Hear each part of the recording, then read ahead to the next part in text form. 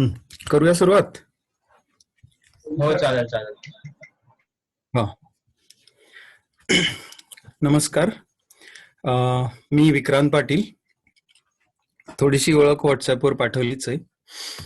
तर मी मास्टर्स केलंय कम्प्युटेशनल सायन्समध्ये. बेसिकली मेकॅनिकल इंजिनियर आहे आणि 8 वर्ष सॉफ्टवेअर क्षेत्रात मी नोकरी केली आहे. सध्या मी कुडावळे या गावी निसर्गस्नेही आयुष्य जगण्यासाठी स्थायिक झालेलो आहे. तिथे 2-3 गोष्टी आम्ही करतो. एक तर आमच्या पुरता भाजीपाला आणि नैसर्गिक शेतीचे काही प्रयोग करतो मी. हे सोडून मी समुपदेशक आहे आणि मी प्रोग्रामिंगचा ट्रेनर सुद्धा आहे. अधनं-मधनं मी प्रोग्रामिंगची ट्रेनिंग्स घेतो शहरात जाऊन. तर 10 वर्षापूर्वी मी आणि माझी बायको मोहिनी आम्ही शहर सोडून खेड्यात यायचं ठरवलं. त्याला वेगवेगळी कारणं होती. त्यापैकी मुख्य कारण होतं की साधी राहणी अवलंबायची आणि कशासाठी वगैरे हे सगळे डिटेल्स आपण बोलूया. तर 10 वर्षापूर्वी आम्ही राहायला आलो. तिथे आम्ही सुरुवातीला एका भाड्याच्या घरात राहिलो. पुढे मुलीचा जन्म झाल्यावर आम्ही स्वतःची जागा घेतली. तिथे हे एक छोटंसं मातीचं कौलारू घर आम्ही बांधलंय आणि आजूबाजूला थोडीफार पालेभाज्या, वेगवेगळ्या वेली भाज्या आणि कंदमुळांची शेती असं वेगळ्या प्रकारे थोडा शेतीचे प्रयोग चालू आहेत. बरं, तर आता आजचा विषय थोडा वेगळा आहे. जीवनशैली, निसर्गस्नेही जीवनशैली याबद्दल बऱ्याच लोकांकडून माहिती तुम्हाला मिळू शकते. मी थोड्या वेगळ्या विषयावर बोलणार आहे की त्याचा आपल्या कामाशी, आपल्या करिअरशी कसा संबंध आहे आणि आपल्या करिअरचा जीवनशैलीशी आणि जीवनशैलीमुळे शेवटी निसर्गावर कसा परिणाम होतो आणि या सगळ्यांचा समतोल कसा साधायचा याबद्दल आपण बोलणार आहोत. तर साधी जीवनशैली कशासाठी बरं? हा प्रश्न बऱ्याच लोकांनी मला विचारला की का तुम्ही खेड्यावर राहायला गेला? तर याचं साधं उत्तर माझ्या मनात होतं की I want to be ordinary person. तर ही विल्यम मार्टिन यांची एक कविता आहे. सध्याच्या पालकत्वासाठी मी म्हणतो की ही एक फार महत्वाची गोष्ट आहे. Do not ask your children to strive for extraordinary lifes. Such striving may seem admirable, but it is the way of foolishness. Help them instead to find the wonder and the marvel of an ordinary life. Show them the joy of tasting tomatoes, apples, and pears. Show them how to cry when pets and people die. Show them the infinite pleasure in touch of a hand, and make the ordinary come live for them. The extraordinary will take care of itself. तर I believe in this आणि हे मला अगदी खरं वाटतं की तुमच्यामध्ये जे काही एक्स्ट्राऑर्डिनरी असेल त्याची तुम्हाला खरंच काही काळजी घ्यायची गरज नाही. तुमच्यामध्ये जे काही एक्स्ट्राऑर्डिनरी टॅलेंट असेल ते आपोआप वळण घेईल आणि त्यातनं आपोआप मोठ्या गोष्टी उभ्या राहतील. पण तुमच्यामध्ये जे काही साध्या साध्या गोष्टी आहेत त्या मात्र जपून ठेवायला लागतात. नाहीतर हे जे काही एक्स्ट्राऑर्डिनरी टॅलेंट आहे आपल्यातलं ते तो साधेपणा घेऊन जातं आणि ते आपल्या आयुष्यातून हरवून जातं आणि त्यामुळे जे काही साधे साधे रोजच्या जीवनातले आनंद आहेत ते आपण घेऊ शकत नाही. तर साधी जीवनशैली अजून कशासाठी? तर मी आणि मोहिनीने ज्यावेळेस यायचं ठरवलं बंगलोर सोडून, त्यावेळेस मुख्य मला जाणवलेला जो त्रास होता तो की प्रदूषण आणि जी काय एवढी सगळी कचकच होती ना शहरातली, तिथे अगदी जगणंच कठीण होत होतं. शांतपणे शुद्ध हवा, पाणी हे सुद्धा मिळणं अवघड होतं. तर मला त्यावेळेस हे जाणवलं की शुद्ध हवा, पाणी ही माझी जबाबदारी आहे, जर ते मला हवं येतंय. आणि जर ती माझी जबाबदारी आहे, तर निसर्गावर कमीत कमी भार टाकून पाणी, हवा या गोष्टी शुद्ध कशा राहतील हे सुद्धा मीच केलं पाहिजे. म्हणजे आम्ही जे काही सोडून आलो त्यामध्ये मुळीच उदार हेतू असं काही नव्हता खरं. फारच सेल्फिश असा तो निर्णय होता. पण मला वाटतं प्रत्येकाने स्वतःच्या फायद्यासाठी तरी आपल्या वतीने निसर्गाचा थोडासा भार कमी करावा. आणि तो भार हा जीवनशैली साधी ठेवून करता येऊ शकतो. जीवनशैली जेवढी साधी तेवढा निसर्गावरचा भार कमी. आता लॉकडाऊनमुळे आपल्या लक्षात आलंच असेल, की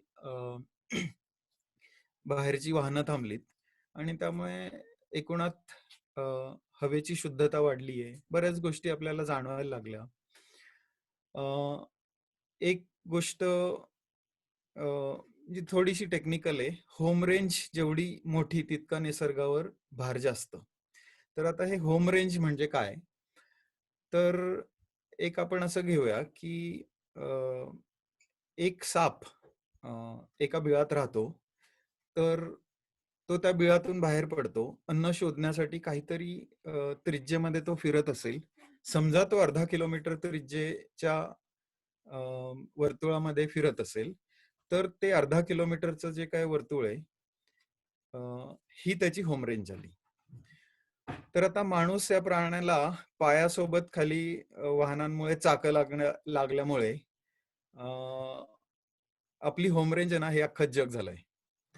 आणि होम रेंज मोठं झाल्यामुळे काय होतं, की एक साधं उदाहरण सांगतो, की समजा अ, मला थुंकावसं वाटतंय. तोंडात काहीतरी आहे आणि असं वाटलं, की थुंकावं. तर मी माझ्या घरात माझ्या बेडवर बसून थुंकीन का? तर नाही थुंकणार. त्याचं कारण ते माझं घर आहे. ठीक आहे? आणि ती छोटीशी जागा आहे. पण हेच जर मी माझ्या शेतात असलो, जे की काहीतरी किलोमीटर आजूबाजूला पसरलेलं आहे. काहीतरी स्क्वेअर किलोमीटरमध्ये त्याची जागा आहे. असं ज्यावेळेस मला कळतं, त्यावेळेस मी तिथे सहज थुंकू शकतो. कारण मला ही नैसर्गिक बायोलॉजिकल भावना आहे, की ह्या एवढ्या मोठ्या जागेमध्ये इथे मी पुन्हा किती वर्षांनी येईन, हे सुद्धा सांगणं अवघड आहे. त्यामुळे इथे मी थोडीशी घाण केली तर काही फरक पडत नाही. तर हा जो ॲटिट्यूड आहे, की होम रेंज वाढल्यामुळे तो आपल्याला वर थोडंसं ना बेजबाबदारपणा आपल्यामध्ये टाकतो आणि हे फार बायोलॉजिकल फिलिंग आहे. याचं एक चांगलं उदाहरण मी सध्याच एका टॉकमध्ये ऐकलं, की जे प्राणी छोट्या जागेत राहतात, म्हणजे ज्यांची होम रेंज छोटी आहे, ते त्यांच्या आसपासचे पाणवठे याच्या आजूबाजूला विष्ठा टाकत नाही. पण हत्ती हे बाय डिफॉल्ट नोमॅडिक आहेत. ते फिरत असतात. त्यामुळे त्यांची होम रेंज ही कित्येक किलोमीटर मोठी असते. ते राज्याच्या राज्य क्रॉस करून दुसरीकडे जातात.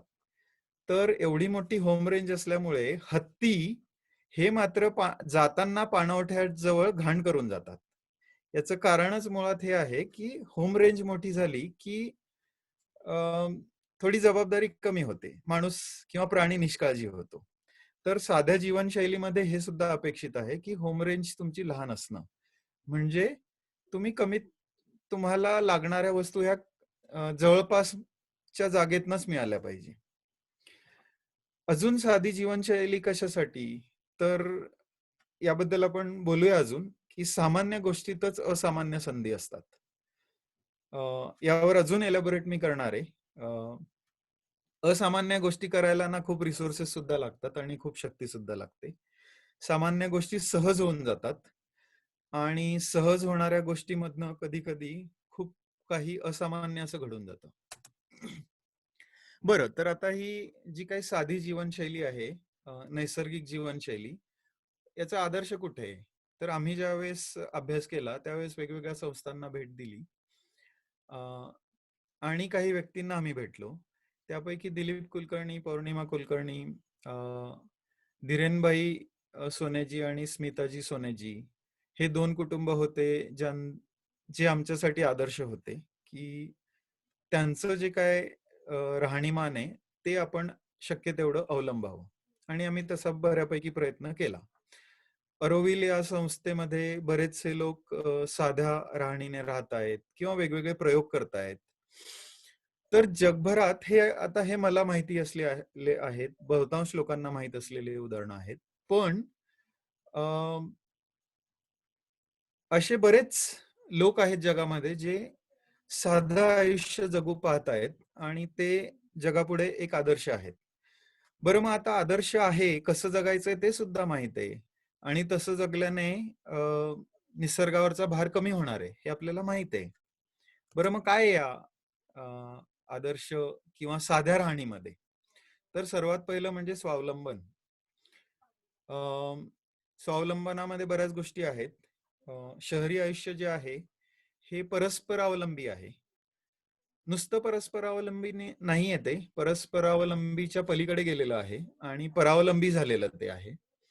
लॉकडाऊनच्या निमित्ताने ते थोडं स्वावलंबी आणि परस्परावलंबी होईल, अशी आपण आशा करूया. तर आपली कामं स्वतः करायची, म्हणजे नोकर ठेवायचे नाहीत. यंत्र नाहीत. यंत्र नाहीत म्हणजे काय, तर सोपे यंत्र चालतील, पण फार कॉम्प्लिकेटेड यंत्र नाही. म्हणजे उदाहरणार्थ आमच्याकडे पंखे नाहीत, एसी नाही, फ्रीज नाही, टीव्ही नाही. इतर काही गॅजेट्स आहेत, गॅजेट सुद्धा कमीत कमी असावे. उदाहरणार्थ आमच्याकडे मोबाईल आहे, लॅपटॉप आहे. या सगळ्या गोष्टींना साध्या राहणीमानामध्ये वेगळे अल्टरनेटिव्ह असतात. म्हणजे पंख्याची गरज का पडावी? कारण आपण घरं तशी बांधलीत. मग घरच अशी बांधावी की ज्यामध्ये हवा साहजिकच खेळती राहील. जे काय बाहेरचं वातावरण आहे त्याला अनुसरून घरामध्ये आपोआप आपल्याला अनुकूल असं तापमान आणि अशी आर्द्रता तयार होईल. मातीचं घर हे उन्हाळ्यात आत गार असतं, हिवाळ्यात आत गरम असतं आणि पावसाळ्यात मुख्य म्हणजे कोरडं असतं. बाहेर एवढा ओलावा असतो, पण मातीच्या भिंती बरीचशी आर्द्रता शोषून घेतात. त्यामुळे हवेत हवा तो कोरडापणा ठेवायला मदत होते. तर या गॅजेट्सच्या ऐवजी जी काही राहायची जागा आहे तीच आपण ट्विक केली आणि त्यातनच या गोष्टी साध्य केल्या. तर सोपी यंत्रणा म्हणजे आता फ्रीजच्या ऐवजी कशा वस्तू बरं टिकवून ठेवायच्या, तर वाळवणं असतात, लोणची, वेगवेगळ्या प्रकारची लोणची घालतात लोक आणि त्याने वस्तू टिकवून ठेवतात. सोलार कुकर आहे, जो की आपण गॅसच्या जागी वापरू शकतो. म्हणजे आम्ही वापरतो यातल्या बऱ्याचशा गोष्टी. बरं, मग आता माहित आहे की कसं जगायचंय आणि कसं जगल्याने निसर्गस्नेही जीवनशैली होणार आहे आणि सगळे जर तसं जगायला लागले तर निसर्गावरचा भार कमी होणार आहे.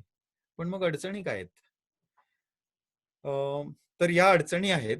अडचणी अशा आहेत की माझ्या ओळखीचे 2 तरी लोक असे आहेत ज्यांनी खरंच खूप चांगली अशी निसर्गस्नेही जीवनशैली अवलंबली आहेत. ते पूर्ण वेळ शेती करतात. त्यांचं घर मातीचं आहे, गावात राहतात, साधे लोक आहेत, खाण्यापिण्याची काही कमी नाही. पण अशा लोकांना हे प्रश्न आले आहेत. म्हणजे उदाहरणार्थ त्यातल्या एका व्यक्तीला करिअर बद्दल मोठाच प्रश्न पडला होता की काय बरं माझ्या आयुष्याचं ध्येय आहे, काय बरं मी करावं. शेती करतोय तो, पण त्याला खात्री नाही, म्हणजे नव्हती, की हेच माझ्या आयुष्याचं काम आहे का, हेच माझं करिअर आहे का. आणि त्या व्यक्तीला खरं तर लग्न करायचं होतं, पण अजूनपर्यंत त्याला मुली मिळालेल्या नाहीयेत. आणि याचं कारण तो ज्या पद्धतीचं आयुष्य जगतोय त्या पद्धतीने मुलींची येऊन राहायची तयारी नाही. म्हणजे खरं लग्न हा पुन्हा वेगळा भाग आहे. कोणाला लग्न करावंच या बाजूचा काही मी नाहीये. ज्याला करायचं असेल त्याने करावं. ज्याचं कामाबद्दल खूप स्ट्रॉंग कन्व्हिक्शन आहे आणि एकटं राहायची तयारी आहे, ती व्यक्ती बिना लग्नाने सुद्धा राहू शकते. त्यामुळे त्या व्यक्तींसाठी ही अडचण होऊ शकत नाही. पण ज्यांना लग्न करायचं आहे आणि तरी सुद्धा साधी राहणी स्वीकारायची आहे, अशा लोकांनी काय करावं? अशा लोकांना मुली कशा काय सांगून येतील, किंवा मुली असतील त्यांना अशी मुलं कशी भेटतील? पुढे असा सुद्धा प्रश्न येऊ शकतो की उपजीविकेचे प्रश्न आलेत पुढे. म्हणजे सध्या हे सुरू करताना जवळ पैसे आहेत, त्यामुळे जमलं काहीतरी करून तुम्हाला राहता आलं. पण एक 4-5 वर्षानंतर उपजीविकेचे प्रश्न तयार व्हायला लागले. आता उपजीविकेला या शब्दाची मी फोड अशी करीन, उपजीविका. उप आणि जीविका. मग मला वाटतं की नावाप्रमाणेच ती उप आहे. त्यामुळे नुसतं खायला प्यायला मिळत असेल म्हणजे उपजीविका झाली का, तर माझ्या मते नाही. त्याने तुम्ही फक्त सर्व्हाइव्ह झाला. त्याच्या पुढे उपजीविका थोडी सायकोलॉजीशी सुद्धा संबंधित आहे. म्हणजे मला गाणं शिकायचं आहे, तर गाणं शिकायला जे काही रिसोर्सेस लागतात, किमान तेवढे मला जमवता यावे. मला वाचन करायचं आहे, तर एखादं पुस्तक वाचण्यापुरतं विकत घेता यावं किंवा लायब्ररीत जाऊन ते घेता यावं. लायब्ररीची फी भरण्या इतके पैसे असावे. हे झालं उपजीविका.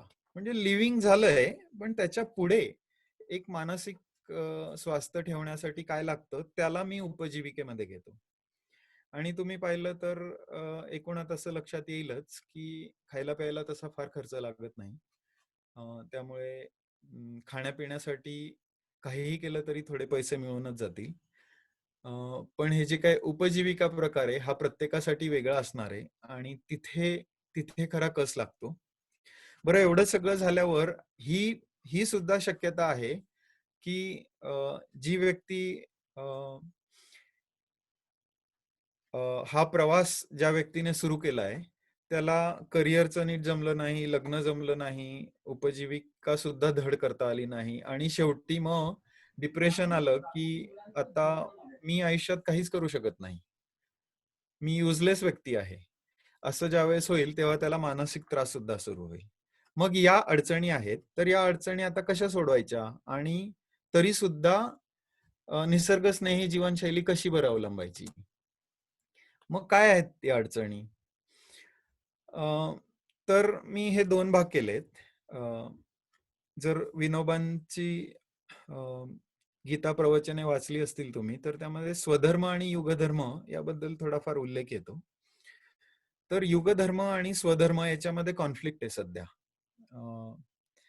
म्हणजे सगळ्यांनाच 12वीत चांगले मार्क मिळवून इंजिनियर व्हायचं असतं, डॉक्टर व्हायचं असतं. सगळ्यांना का व्हायचं असतं? कारण सगळे लोक तसं म्हणतायत.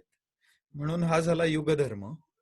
किंवा आजच्या जगामध्ये मला जर कम्प्युटर हाताळता येत नसेल किंवा मोबाईल हाताळता येत नसेल, तर मला बाहेर जाऊन इतर लोकांशी इंटरॅक्ट करून काही काम करता येणं शक्य आहे का? तर नाही शक्य आहे. तर हा झाला युगधर्म. आणि स्वधर्म म्हणजे तुम्हाला काय योग्य वाटतंय ते. तर हा जो स्वधर्म आहे ना, हा बऱ्यापैकी निसर्गाच्या जवळ असतो आणि हा जो युगधर्म आहे हा सोसायटीच्या जवळ असतो आणि याच्याशी उपजीविका संबंधित आहे युगधर्माशी, आणि स्वधर्माशी संबंधित आहे फक्त तुमचं सर्वायवल, म्हणजे खाण्यापिण्याला काही कमी पडू नये एवढं निसर्ग तुम्हाला देतोच आहे. त्यामुळे जे काय राहण्याची व्यवस्था, कपड्यांची व्यवस्था आणि खाण्याची व्यवस्था ही आपल्याला स्वधर्मातून होऊच शकते, युगधर्माची नाही होऊ शकत. यासाठी त्याचा बॅलन्स आपल्याला साधायला लागेल. मग आता काय बरं, कुठला बरं मार्ग अवलंबायचा? समजा मी ठरवलं की प्रचलित पद्धतीने व्यवस्थित शिक्षण घेऊन परदेशात शिक्षण घेतलं, सगळं केलं, टॉप युनिव्हर्सिटीत मधनं मी शिकलो आणि मग मोठ्या पगाराची नोकरी किंवा काहीतरी हाय प्रोफाईल बिझनेस सुरू केला, तर मी युगधर्माप्रमाणे गेलोय. म्हणजे यात मी चूक काय केलंय का? तर नाही केलंय. विशेष काही चूक केलंय असं माझ्या तसं लक्षात येणार नाही. पण इकॉलॉजिकल फुटप्रिंट जो आहे आपला, तो आपल्या करिअरवर अवलंबून असतो. म्हणजे एक उदाहरण मी असं सांगतो की खरं तर मी खूप कमी प्रवास करतो असं मला वाटायचं, कारण मी महिन्यातनं एकदा, 2 महिन्यातनं एकदा साधारण ट्रेनिंग करायला बंगलोर किंवा हैदराबादला जातो. ते सोडून मी इथेच असतो बराच वेळ आणि दापोलीला सुद्धा मी कमी जातो. मग एवढं सगळं असताना मला डिसेंबर महिन्यामध्ये असं कळलं की मी 2019 मध्ये पृथ्वीच्या 2.5 पट प्रदक्षिणा होतील एवढा प्रवास केलाय. आणि माझ्यासाठी तो शॉक होता की अरे बापरे, एवढा प्रवास मी केलाय तर जे लोक प्रवास हाच त्यांचं करिअर निवडतात किंवा मार्केटिंग वगैरे अशा गोष्टी जे सारखे फिरत असतात, ते लोक तर किती फिरत असतील. आणि याचा सरळ सरळ संबंध आपण सोडलेल्या कार्बन फुटप्रिंटशी आहे, की जेवढा प्रवास तुम्ही जास्त कराल तेवढा निसर्गावर भार जास्त येणार आहे, तेवढे रिसोर्सेस तुम्ही जास्त वापरणार आहात. तर आता हे कसं बरं ठरवायचं की युगधर्म की स्वधर्म? आपण का युगधर्माप्रमाणे वागतो? तर याचं मी एक छान उदाहरण सांगतो, की समजा तुम्ही चौकात उभे आहात आणि तिथे बरेच लोक आहेत, त्यांची त्यांची कामं करतायत आणि अचानक तुम्हाला दिसतं की सगळे लोक आकाशात बघायला लागले. मग तुम्ही काय कराल? ऑब्व्हियसली तुम्ही सुद्धा आकाशात बघाल. आणि तुम्ही का बघाल? तर सोशल प्रूफ. तर हे जे सोशल प्रूफ आहे ना, हे आपल्याला बायोलॉजी मधून मिळालंय. म्हणजे आपण ज्यावेळेस रानात होतो, रानटी माणूस होतो, त्यावेळेस अगदी साधं गणित होतं की जे लोक आपल्याला दिसतायत ते सर्व्हाइव्ह झालेत आणि जे सर्व्हाइव्ह झालेत त्यांच्यासारखं वागायचं म्हणजे आपणही सर्व्हाइव्ह होऊ. त्यांच्यासारखं नाही वागलेत ते मेलेत, त्यामुळे ते दिसत सुद्धा नाही आपल्याला. त्यामुळे एकूणात इतर कसे वागतात, सर्व जग कसं वागतं तसंच आपण वागायचं, हे आपल्या बायोलॉजीमध्ये आहे. म्हणून आपण तो मार्ग अवलंबतो बऱ्यापैकी. मग आता मी उलट प्रश्न विचारेन. एक वेगळा कॉन्टेक्स्ट ठेवूया आपण आता, की पूर्वीच्या वेळेस जेव्हा आपण जंगलात राहायचो लाखो वर्षापूर्वी, त्यावेळेस माणसं कमी आणि जंगल अफाट. त्यामुळे माणसाला लागणारे रिसोर्सेस भरपूर, पण माणूस प्राणी त्या मानाने कमी होता. त्यामुळे रिसोर्सेस क्रंच हा काही भाग नव्हता. पण आता आपली लोकसंख्या एवढी वाढली आहे की त्याचा निसर्गावर एवढा प्रचंड भार आहे की एक गोष्ट मी केली आणि त्यामुळे सगळ्यांनी करायला लागलं तर त्याच्यामुळे निसर्गावर येणारा भार हा प्रचंड असणार आहे. मग अशा केसमध्ये खरं तर संधी कुठे आहे? जे सर्व करतात ते करण्यात आहे की कोणी करत नाही ते करण्यात आहे? मग याचं एक छान उदाहरण मी सांगतो की आम्ही जी काही वेगळ्या प्रकारची शैली अवलंबली आहे जगण्यासाठी, त्यामुळे आम्हाला बरेचसे लोक भेटायला येतात. त्यामध्ये एक अमोघ सहजे नावाचा मुलगा भेटायला आला होता. तर फार इंटरेस्टिंग मुलगा होता तो. त्याने सुद्धा चांगल्या टॉप युनिव्हर्सिटीतनं एमटेक केलेलं होतं आणि त्यानंतर काय करायचं तर तो विचार करत होता आणि त्याने काय बरं केलं असेल. त्याने नकाशा घेतला, त्याने माहिती काढली, नकाशावर मार्क केलं की कुठे कुठे कमी डेव्हलपमेंट आहे, जिथे अजिबात डेव्हलपमेंट नाही, जिथे पाण्याचे सुद्धा वांदे आहेत पण माणसं राहत आहेत, अशा जागा कुठल्या कुठल्या आहेत आणि मग त्यातल्या त्यात महाराष्ट्रात माझ्या घराच्या जवळ कुठल्या आहेत. तर तो अशा ठिकाणी राहायला गेला आणि मी त्याला विचारलं का? तर तो म्हणे की बिकॉज देर इज ऑपॉर्च्युनिटी. जिथे कोणीही नाहीये काही करायला तिथे मी जाऊन काहीतरी करू शकतो, त्यामुळे माझं नाव मोठं व्हायची जास्त शक्यता आहे. म्हणजे आपण सेल्फिश विचार केला तरी सुद्धा कोपऱ्यातल्या गोष्टी करणं हे आत्ता सोयीस्कर झालेलं आहे असं मला वाटतं.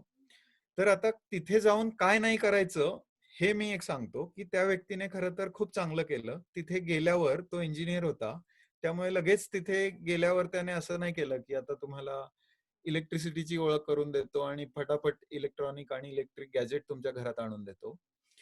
त्याने तिथे योग्य असेल अशाच टेक्नॉलॉजी प्रोव्हाइड केल्या. त्याने तिथे एक सोलर कुकर तिथल्या संसाधनांचा वापर करून जे काय जुन्या वस्तू आहेत त्यातून वापरून सोलर कुकर तयार केला आणि तिथल्या लोकांना शिकवलं की हा असा बनवायचा आणि हा असा वापरायचा.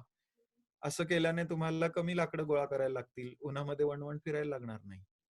हे एक काम झालं. आणि दुसरं त्याने असं केलं की त्यांची संस्कृती समजून घ्यायचा प्रयत्न केला आणि तो त्यावर पुस्तक लिहितोय.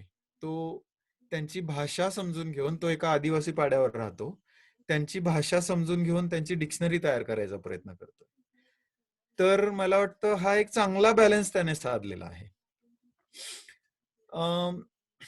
आता अजून अजून काही गोष्टी आहेत की नवीन संधी शोधणं यापेक्षा खरं तर नवीन संधी तयार करणं यात व्यक्तिमत्वाचा जास्त विकास होत असतो आणि त्यात एकूणात आयुष्यात आपला जास्त फायदा होत असतो.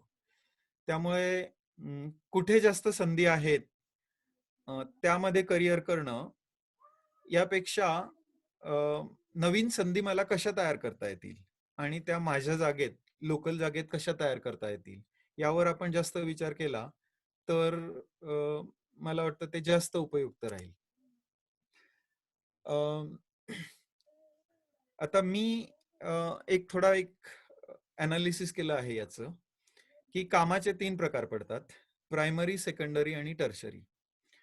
तर प्रायमरी काम जे आहे हे सरळ सरळ ते काम असतं जे आपल्या मूलभूत गरजा पूर्ण करतं. म्हणजे अन्न, वस्त्र, निवारा याची प्रत्यक्ष निर्मिती जे करतात ते प्रायमरी मध्ये येतात. सेकंडरी वाले सगळी सेकंडरी कामं ती आहेत जी प्रायमरीला मदत करतात. म्हणजे शेती हा प्रायमरी उद्योग झाला, हॉटेल व्यवसाय हा सेकंडरी झाला, मेस हा सेकंडरी झाला, किंवा शेतीत जे काय उत्पन्न तयार होतं त्याचं प्रोसेसिंग करून ते विकणं हा सेकंडरी उद्योग झाला. आणि हे सोडून, प्रायमरी आणि सेकंडरी सोडून इतर जे काही शहरी आयुष्याशी संबंधित उद्योगधंदे तयार झालेत ते सगळे टर्शरी मध्ये आहेत. मग आता माझं असं म्हणणं आहे की जेवढं प्रायमरीकडे आपलं काम असेल तेवढं निसर्गावरचा भार कमी करू आपण. आणि अजून असं आहे की प्रायमरीकडे झुकणारं काम आपलं जेवढं जास्त असेल तेवढं तेवढं आपल्याला समाधान मिळायची पण शक्यता जास्त आहे. टर्शरीमध्ये बऱ्याच गोष्टी आपल्याला नावलौकिक आणि लौकिक अर्थाने बऱ्याच गोष्टी मिळतील, पण तरी सुद्धा अधूनमधून कुठेतरी वाटत राहील की नाही, काहीतरी आहे जे मी अजून करायला हवंय. दिस इज नॉट सॅटिस्फाईंग मी. तर हा जो काय मी बॅलन्स साधायचा प्रयत्न करतोय यामध्ये मुख्य भाग मला असा वाटतो की प्रायमरी, सेकंडरी आणि टर्शरी या तिन्ही प्रकारची कामं आपल्याला करता यायला हवी. आणि ती जर करता येत असतील तर आपण एका बाजूला निसर्गावरचा भार खूप कमी करू शकतो आणि दुसऱ्या बाजूने आपल्या मानसिक गरजा कुठल्याही प्रकारे अपूर्ण राहतील असं सुद्धा होऊ देणार नाही. मग आता काय बरं योग्य करिअर? तर तिन्ही प्रकारची कामं करता यायला हवी आणि हे मला बरंच अनुभवातनं कळलेलं आहे. आम्ही ज्यावेळेस राहायला आलो त्यावेळेस पहिले 5 वर्ष मी सॉफ्टवेअरचं काहीच काम केलं नाही. अगदी नॉमिनल केलंय, पण एक 3-4 वर्ष मध्ये ते सुद्धा केलं नाही. त्यावेळेस मी फक्त इथे ऍडजस्ट होणं, त्यावेळेस आम्ही घर बांधलं, त्यामुळे घराच्या बांधकामामध्ये आम्ही स्वतः बरंच काम केलं आहे. ते बरंचसं प्रायमरी काम होतं. ते करताना एक समाधान होतं. म्हणजे आता सुद्धा आम्ही आमच्या घराकडे बघतो त्यावेळेस आम्हाला ते बघून फार समाधान होतं की यातली प्रत्येक गोष्ट याला आम्ही हात लावलाय आणि या सगळ्या घराला आम्ही प्लास्टर केलंय. यातल्या 20-30% विटा आम्ही स्वतः बनवल्या आहेत. असं बरंच या घरातली जमीन आम्ही स्वतः बनवलेली आहे. अशा बऱ्याचशा गोष्टी केलेल्या आहेत. त्यामुळे ते करताना एक वेगळ्या प्रकारचं समाधान जे मिळालं आहे त्याला काही कंपॅरिझनच नाहीये. पण त्यावेळेस एक प्रकारे ज्या आमच्या टर्शरी नीड्स आहेत त्या सुद्धा मला वाटतं की भागल्या नाहीत काही वेळेस. मग मी एक 3-4 वर्षापूर्वी पुन्हा माझं सॉफ्टवेअरचं काम सुरू केलं. मग त्यामध्ये मात्र मी बॅलन्स ठेवला की मला ते फार मोठं करायचं नाहीये. माझ्या ज्या काही गरजा असतील, मग माझ्या गरजांमध्ये हे जे तुम्हाला दिसतंय मागे पुस्तकं आहेत. मी पुस्तकं वाचतो बरीचशी, त्यामुळे अधनं-मधनं मी पुस्तकं विकत घेत असतो. मी बासरी वाजवतो, त्यामुळे त्या छंदाशी रिलेटेड काही वाद्य असतील, त्याच्याशी संबंधित काही पुस्तकं किंवा वाद्य याच्यावर थोडा खर्च करणं, या काही गोष्टी असतात. तर ते ते पुरे होण्यासाठी माझं जे टर्शरी काम आहे ना त्याची मला मदत होते. मी जर शेती उत्पादनातून या सगळ्या गोष्टी करायचं म्हटलं तर शक्य नाही. एक बासरी 5,000 ते 10,000 रुपयाची येते आणि 5,000 रुपये मिळवायसाठी मला म्हणजे 30 रुपये किलो कोकम आहेत, तर 100 किलो कोकम विकून मला 3,000 रुपये मिळतात. त्यामुळे ते जरा अवघडच काम आहे. त्यामुळे मला असं वाटतं की जोपर्यंत तुमच्या टर्शरी नीड्स आहेत, ज्या साध्या असतील, पण तरी सुद्धा थोडंफार तुम्हाला टर्शरी काम करायला लागेल आणि ते सोडून देऊ नये. थोडंफार चालू ठेवायचं. तो बॅलन्स मी ठेवलेला आहे. 2 महिन्यातनं एकदा ट्रेनिंग घेतो आणि ते आम्हाला पुरून उरतं, म्हणजे बऱ्यापैकी पैसे शिल्लक राहतात. नंतर अजून एक असं ठरवलं की स्मॉल इज ब्युटिफुल. जे कराल ते छोटं करा. छोटं केलं तर ते आवाक्यात राहतं. आवाक्यात राहिलं की चांगलं आणि उत्तम दर्जाचं काम करता येतं. उत्तम दर्जाचं काम केल्यामुळे आपल्याला मनातून समाधान मिळतं. आम्ही नोकरी सोडली त्यावेळेस मोहिनीने आधी सोडली आणि तिने बऱ्याच गोष्टींवर विचार करायला सुरुवात केला होता की मी आता काय काम करू. त्यावेळेस आम्ही एक ठरवलं होतं की शक्य असेल तेवढं हाताने काम करायचं. त्यामुळे हे एक आमचं स्वप्न होतं की will make a handmade world. आणि त्यात खऱ्या अर्थाने मोहिनी बऱ्यापैकी सक्सेसफुल झाली आहे. ती स्वतः इलेक्ट्रॉनिक्स इंजिनियर आहे.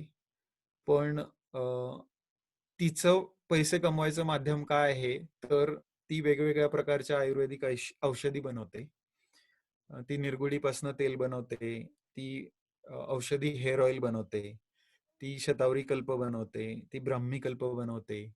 उन्हाळ्यामध्ये कोकम प्रोसेस करून कोकम सिरप, आमसुलं बनवणं, अशा बऱ्याच गोष्टी करते. आणि ते जे काय हाताने करायचं काम आहे, ते ते फार समाधान देणारं असतं. नंतर डिग्रीवरून काम ठरवू नका. हे मी आता सरळच उदाहरण सांगतोय की मोहिनी इलेक्ट्रॉनिक्स इंजिनियर आहे, पण तरी सुद्धा तिने तिला आवडेल असं दुसरं काम सुद्धा केलेलं आहे आणि ती करते. इलेक्ट्रॉनिक्स तिला आवडत नाही का, तर आवडतं. त्यामुळे अधूनमधून काही इलेक्ट्रॉनिक्सच्या वस्तू रिपेअर करणं हे ती करते. पण असं नाहीये की आता इलेक्ट्रॉनिक्स इंजिनियर आहे तर तिने तेच काम करायला पाहिजे. आणि असंच माझं सुद्धा आहे. मी मेकॅनिकल इंजिनियर आणि नंतर त्याशी संबंधितच शिक्षण घेऊन सॉफ्टवेअरकडे वळलो. तर सॉफ्टवेअर इंजिनिअरिंग हेच माझं काम आहे का, तर तसं नाहीये. मी सायकोलॉजीचा बराच अभ्यास केला आणि मी समुपदेशकाचंही काम करतो. शेतीमध्ये झाडांमध्ये मला आधीपासून आवड होती. त्यामुळे वेगवेगळे प्रयोग करून पाहणं आणि कमीत कमी मेहनतीमध्ये आणि जमिनीवर कमीत कमी प्रयोग करून मला जास्त कसं माझ्या घराला मिळेल एवढ्या कसं काय उत्पादन घेता येईल यावर माझे प्रयोग चालू असतात. त्याचा माझ्या सॉफ्टवेअर इंजिनिअरिंगशी काही संबंध नाही. पण असं क्रॉस डिसिप्लिन असायला काही हरकत नाहीये. ती खूप चांगली गोष्ट आहे. तुम्हाला जेवढ्या जास्त क्षेत्रातलं फंडामेंटल नॉलेज असेल, फंडामेंटल मला म्हणायचं आहे की सुपर स्पेशालिटी काही ठिकाणी ठीक आहे, पण शक्यतोवर सुपर स्पेशालिटी पेक्षा खूप क्षेत्रातलं बेसिक नॉलेज मिळवायचा प्रयत्न केला तर वेगवेगळ्या क्षेत्रात वेगवेगळे प्रश्न आपल्याला सहज सोडवता येतात. फ्लो साधता येईल असं काम शोधा. आता फ्लो ही एक कन्सेप्ट आहे. फ्लो ही एक स्टेट ऑफ माइंड आहे की ज्यामध्ये तुम्ही काम करत असता आणि काम करत असताना यू फील व्हेरी पॉझिटिव्ह. ते काम करायला तुम्हाला तुमच्या पूर्ण शरीराचा आणि पूर्ण मेंदूचा वापर होत असतो असं तुम्हाला वाटत असतं. तुम्ही पूर्ण एकाग्र असता. पण ते काम झाल्यावर तुम्ही थकलेले नसता, तर तुम्हाला खूप एनर्जी मिळालेली असते नवीन काम करण्यासाठी. म्हणजे शारीरिक दृष्ट्या तुम्ही थकलेले असाल, पण सायकोलॉजिकली तुम्ही खूप सुदृढ आणि अजून जास्त सक्षम झालेले असतात. तर अशी स्टेट जर आपल्याला काम करताना अचीव करता आली, तर त्याला म्हणतात फ्लो स्टेट. आणि आपापल्या वेगवेगळ्या कामांमध्ये अशी स्टेट आपण कधीतरी अनुभवलेली असते. तर असं काम शोधावं की ज्यामध्ये आपल्याला फ्लो स्टेट अटेंड करता येईल. बऱ्याच वेळेस असं होतं की आता माझं एवढं वय झालंय, आता कुठे नवीन गोष्ट करायची, पण तसं मला अजिबात वाटत नाही. कुठल्याही वयामध्ये आपण नवीन कामाला सुरुवात करू शकतो. अर्थात यात अगदीच टोकाला जायची गरज नाही. म्हणजे अगदी 50शीचं झाल्यावर तुम्ही पैलवानकी नाही करू शकत. पण काही गोष्टी करता येऊ शकतात आणि बऱ्यापैकी गोष्टी करता येऊ शकतात. तर अजून एक दुसरा मुद्दा असा आहे की पैसे मिळवणं काही वाईट नाहीये. ते कुठे खर्च करायचे हे आपण ठरवूच शकतो. म्हणजे याचं एक चांगलं उदाहरण मी असं देईन की आता ज्यांना निसर्गाबद्दल प्रेम आहे त्यांनी तर खरंच जास्त पैसे मिळवावे आणि ते पैसे निसर्ग वाचवण्यासाठी जेवढे ओतता येतील तेवढे ओतावे, कारण त्याशिवाय दुसरा काही मार्ग मला दिसत नाही. त्यामुळे पैसे मिळवण्यात काही वाईट नाहीये. ते खर्च कसे करायचे ते मात्र शिकून घ्यायचं. त्याची उधळपट्टी आपण जर पुन्हा निसर्गाचा ऱ्हास करण्यासाठी करणार असू तर त्याला काही अर्थ नाहीये. मला वाटतं मला एवढंच सांगायचं होतं. करिअर आणि ते सांभाळून साधी जीवनशैली याच्यामध्ये मला आलेल्या अडचणी किंवा मला भेटलेले लोक त्यांना आलेल्या अडचणी आणि त्यावरून मी केलेले विचार हे मी इथे मांडलेले आहेत. आता तुम्हाला काही प्रश्न असतील तर विचारू शकता.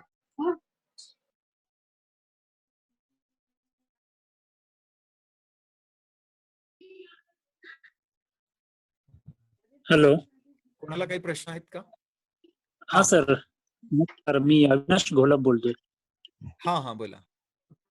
हा सर, तुम्ही जे मगाशी बोलताना उल्लेख केलात दिलीप काकांचा आणि पौर्णिमा काकूंचा, जे तुमचा आदर्श तुम्ही सांगितलेला आहे, तर मला असं विचारायचं होतं की मी खरं तर दिलीप काकांना पण खूप चांगलं ओळखतो. तर तुम्ही आदर्श आज त्यांना मानताय, तर अशी कोणती गोष्ट जी होती की जी तुम्हाला त्यांच्याकडून जास्त भावली, सगळ्यात जास्त आवडली, की ज्याने तुम्ही स्वतः त्याच्यातून प्रेरणा घेऊन याच्याकडे वळलात, असं मला थोडंसं तुमच्याकडून ऐकायचंय. अगदी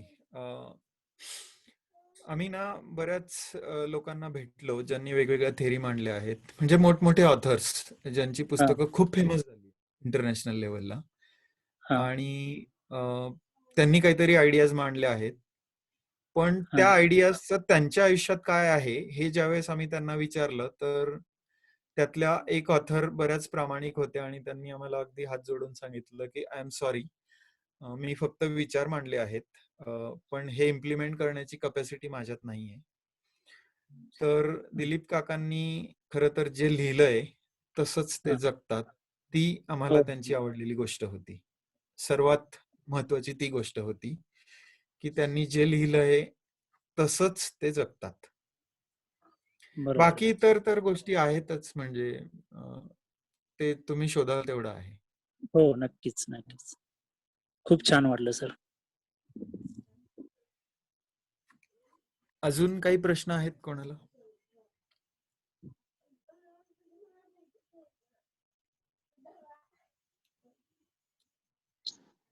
हॅलो. माझं नाव पण विक्रांतच आहे. माझं नाव विक्रांत राणे. बरं. प्रेम याचं सागरच्या ओळखीत आम्ही आलो आणि त्याच्यामुळे हा संवाद घडू शकतो त्याबद्दल त्याचे आभार सागरचे. हो, सागरचे तर आभार आहेतच. अच्छा. आणि एक प्रश्न होता की जेव्हा तुम्ही मातीचं घर तुमचं हे ज्याने आपण स्टार्ट केलं आणि तुम्ही ते फोटो दाखवला, आता मला माहित नाही तुमचं लोकेशन कोणतं आहे, म्हणजे कुठल्या महाराष्ट्रातल्या कुठल्या जागेवर आहात तुम्ही, पण समजा काळी माती असेल जिकडे, तर तेव्हा जे काही बांधायचं असेल तर मग त्या आता कसं झालं की बऱ्याचशा ठिकाणी शहरीकरणामुळे तिकडचे जे गावातली जी जुनी जाणकार माणसं आहेत ती तिथे नाही येत आता. हो. सर्वजण सिमेंटचीच घरामध्ये दिसतात किंवा ते पूर्वी काही जे म्हणजे आदिवासी पाड्यात वगैरे गवताच्या ह्याच्यापासून त्याला लिंपून बांधायचे, तर तसं पण कोणाला आता माहित नाहीये. म्हणजे अननेसेसरी रिमोट प्लेस मध्ये गेल्यावर समजतं. तर त्या संदर्भात काही माहिती पाहिजे असेल तर कशी आपण काढायची असते की तशा टाईपचं घर बांधायचं असेल, समजा काळी माती आहे तर काय करावं लागेल? वर्ध्याला मंदार देशपांडे म्हणून आहे, म्हणजे तुम्हाला मी नंबर पर्सनली पाठवू शकतो. त्याने खरं त्याच्या जागेत काळीच माती आहे, पण त्याने मातीचं घर बांधलं आहे. आणि मालक सिंग म्हणून एक आर्किटेक्ट आहेत, मुंबईचे आहेत मला वाटतं ते. त्यांनी त्याला याबाबत मदत केली आहे, की काळी माती असताना आता मातीचं घर कसं बांधायचं. मला नाही माहिती की काळ्या माती असेल तर काय करायचं. म्हणजे बर लॉरी बेकर यांचे जे काही पुस्तकं आहेत त्यामध्ये काही बेसिक टेस्ट दिलेले आहेत, की ती बिस्किट टेस्ट, नंतर म्हणजे चिखल करायचं आणि त्या वेगवेगळ्या टेस्ट दिल्या आहेत त्यांनी. आणि त्यासाठी त्यात काही गोष्टी ऍडिटिव्ह घालून ते करता येऊ शकतं, पण ते एक्झॅक्ट प्रमाण त्यासाठी थोडं अनुभवाची गरज आहे. ते मला माहित नाही. मी कोकणात राहतो, त्यामुळे इथली माती ही डायरेक्टली सुटेबल होती. आम्ही ते प्रयोग करून पाहिले, त्यामुळे आम्हाला विशेष काही करायला नाही लागलं. बर, थँक्यू. नमस्कार. हा, मी दीपांजली गोविलकर बोलते. बोला. मला असं विचारायचं होतं की जेव्हा तुम्ही शहरी जीवनशैलीतून जेव्हा इकडे आलात तेव्हा अगदी प्रारंभी काय फरक जाणवला किंवा काही अडचणी ज्या आल्या की ज्याच्यावर मात करायला लागली किंवा अगदी काही असे अनुभव जे मे बी जे असं विचार करत असतील त्यांना मार्गदर्शक ठरतील, असे शेअर करता येतील का तुम्हाला? अडचणी म्हणजे खऱ्या अडचणी आमची मुलगी झाल्यावरच आल्यात, कारण तोपर्यंत आम्ही दोघेच होतो. त्यामुळे आम्ही जे काही ठरवलं होतं त्याच्यावर पक्के होतो. त्यामुळे ज्या काही अडचणी येत गेल्या त्याच्यावर आम्ही हळूहळू मात केली. म्हणजे सुरुवातीला ज्या घरात राहिलो तिथे बरेच साप यायचे, म्हणजे ते आमच्या खोलीतच राहायचंय. मग याची सवय नव्हती सुरुवातीला, पण आम्ही ठरवलेलंच होतं की राहायचंच. त्यामुळे मग रोज संध्याकाळी दिलीप काका, पौर्णिमा काकूंशी जाऊन डिस्कस करायचं की आज साप आला घरात, काय करायचं. मग दुसऱ्या दिवशी की अरे अजून एक आला. मग असं लक्षात आलं की घरात 5 साप आहेत आणि ते तिथेच राहतात. मग आता काय करायचं. मग हळूहळू हळूहळू आम्हाला सवय होत गेली आणि त्यांनाही आमची सवय झाली. असं अगदी प्रारंभिक अडचणी होत्या. शारीरिक क्षमता आमची पुरेसी नव्हती. त्यांच्या घरून परत येईपर्यंत आम्ही एवढे दमून जायचो की रात्रीचं जेवण करता करताच आम्हाला झोप लागायची. पण एक 7-8 महिन्यामध्ये आम्ही तयार झालो ते सुद्धा करायला. नंतर बाकी इतर गोष्टी आम्हाला ऍडजस्ट करायला लागल्या, की उदाहरणार्थ शहरात असताना नियोजन एवढं विशेष करायला नाही लागत. म्हणजे तुम्ही खाली उतरलात की दुकानं असतात, त्यामुळे हवं तेव्हा हवी ती वस्तू घेऊन येणं. पण आम्ही दापोलीपासनं 18 किलोमीटर अंतरावर असल्यामुळे आणि गावात तसे अगदीच 1-2 छोटी दुकानं आहेत फक्त, त्यामुळे अगदीच अडचणीला काही हवं असेल तेवढंच, पण विशेष काही किराणा मिळत नाही. त्यामुळे मग जायच्या आधी ती यादी करणं, या सगळ्या गोष्टी आम्ही शिकलो. पण ते सोडून विशेष काही अडचणी आल्या नाही खरं. म्हणजे फक्त त्यात एक साधी गोष्ट अशी आहे की इथे सुद्धा लोक राहतातच आणि ते राहतात, तर त्यांना अडचणी येतच असतील ना. मग त्यांना विचारायचं की काय करता तुम्ही असं झालं की, आणि उत्तर मिळतं. पण दुसरी अडचण मी सांगू इच्छितो जी पुढे आली, आणि जर तुम्ही स्पेशली मूल असेल तुम्हाला आणि लग्न करणार असाल, असं कुटुंब म्हणून तुम्ही जाणार असाल, तर त्यावर नक्की विचार करावा आणि त्यावर आधीच अभ्यास करून जावं. की शहरामध्ये आपल्याला रोज खूप सारी माणसं भेटतात आणि ती वेगळी असतात, इंटेलेक्च्युअल असतात ती. त्यांच्यासोबत आपण इंटेलेक्च्युअल गप्पा करू शकतो. गावामध्ये जे लोक भेटतात त्यांच्याशी वेगळ्या गप्पा असतात. फिलॉसॉफिक होत असतील ती त्यांच्या वेगळ्या लेवलने असतात, पण इंटेलेक्च्युअल गप्पा इथे होत नाही. त्या त्यांना कळत नाही किंवा आपल्याला कळत नाही रादर. तर त्यामुळे सोशल लोनलीनेस असं व्हायची खूप शक्यता आहे, आणि त्यामुळे कुटुंबामध्ये तुमचे वादविवाद खूप होणं, या सगळ्या गोष्टी होण्याची शक्यता आहे. आणि आमचे झाले होते खूप. मग आम्ही काउन्सिलिंगचा रीतसर अभ्यास सुरू केला आणि ते कमी केलं. ते कसे हाताळता येतील ते आम्ही शिकून घेतलं. पण एकूणात शहरी आयुष्यात आणि ग्रामीण आयुष्यामध्ये फरक असल्यामुळे स्त्री पुरुष समानता हा एक एक मोठा एक अडसर असतो खेड्यात आणि शहरात. म्हणजे खेड्यातल्या लोकांच्या हिशोबाने सोपं असतं की हे काम बाईचंच आहे, ते बाईनेच करावं आणि त्यात चूक काय. पण जर तुम्ही शहरातले असाल तर नाही नाही, असं कसं, इंटेलेक्च्युअल काम सुद्धा माझं काम आहे, त्यामुळे ते करायला मला वेळ हवा. त्यामुळे खेड्यावर एकूणात पुरुष प्रधान संस्कृती थोडी जास्त असते आणि त्यामुळे स्त्री पुरुष समानतेवर थोडासा त्यावर विचार करूनच सगळं इथे यायला लागतं. म्हणजे गावात काही होत असेल तरी आपल्या घरात कसं जगायचं हे आपणच ठरवू शकतो आणि ते तुम्ही दोघांनी मिळून किंवा तुमचं कुटुंब मिळून ठरवायचंय.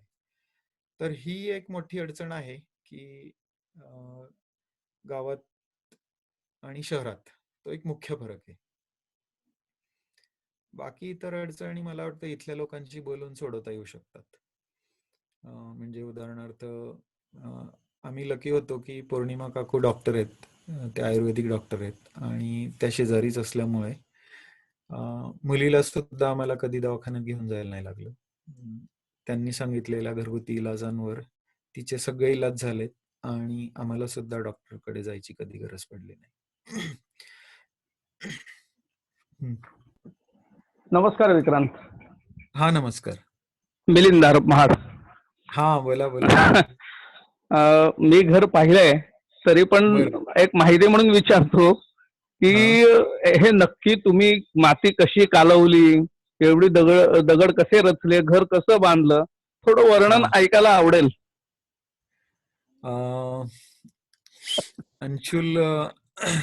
अंशुल 3 महिन्याची असताना आम्ही दापोलीतनं, म्हणजे प्रेग्नन्सीसाठी आम्ही दापोलीत गेलो होतो 1 वर्षभर आणि ती 3 महिन्याची झाल्यावर आम्ही परत कुडावळ्यात आलो आणि तोपर्यंत आमचं जागा खरेदी प्रकरण पण झालं होतं. मग ती बाळ असल्यामुळे फार धावपळ करणं खरं तर नको करायची होती, पण आम्ही केली. मग घराच्या शेजारी थोडी लोकांशी बोलून माती पाडून घेतली आणि मग जमेल तसं अधनमधनं विटा करायचो. अशा आम्ही 20% विटा केल्यात आणि ते झाल्यावर लक्षात आलं की नाही नाही, हे आपण करत राहिलो तर आयुष्य लागेल. मग आम्ही मजूर बोलवलेत आणि सगळं विटा पाडून घेतलं. मग त्यानंतर आम्ही प्लॅनिंग केलं.